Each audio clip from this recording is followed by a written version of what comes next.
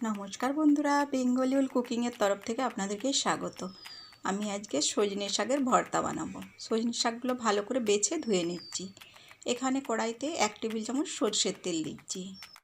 তেলটা গরম হয়ে গেছে। এবার হাফ চা চামচ গোটা জিরে আর 2টো শুকনো লঙ্কা ছিঁড়ে দিয়ে দিচ্ছি।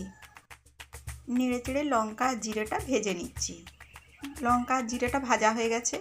এবার একটা মিডিয়াম সাইজের পেঁয়াজ কুচি দিয়ে দিচ্ছি। পেঁয়াজটা খুব লাল করে ভাজার দরকার নেই।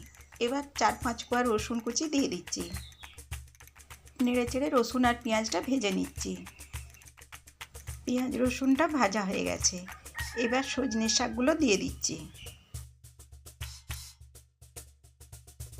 পরিমাণ মতো লবণ দিচ্ছি। নেড়ে চেড়ে ঢাকা দিয়ে দিচ্ছি।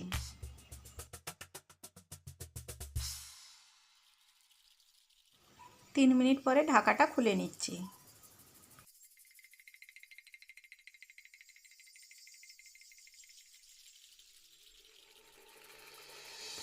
এক টেবিল চামচের মতো জল দিয়ে দিচ্ছি, যাতে শাকটা ভালোভাবে সেদ্ধ হয়। এবার এর মধ্যে অল্প একটু চিনি দিয়ে দিচ্ছি।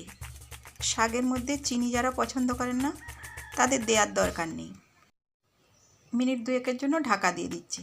2 মিনিট পরে ঢাকাটা খুলে নিচ্ছি। একটা মিক্সিং জারে দিয়ে দিচ্ছি। ঠান্ডা করে পেস্ট বানিয়ে নিয়েছি। উপরে একটা ভেজে শুকনো লঙ্কা দিয়ে দিয়েছি।